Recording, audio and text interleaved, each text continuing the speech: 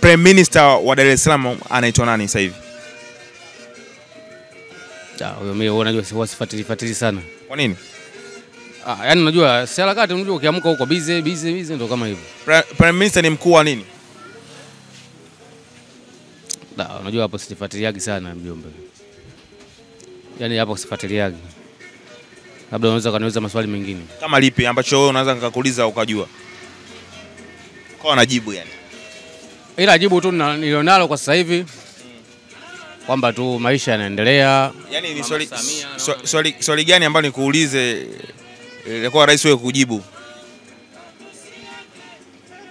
Swali ambalo linaweza likawa jepesi kujibu mimi kwangu. Kwenye upande upi hiyo?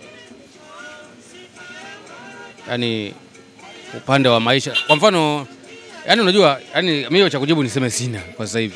Kwa niondoke. Ghafla. Kwa niondoke. Jaribu kumhoji ile jamaa hapa. Uko umenifukuza.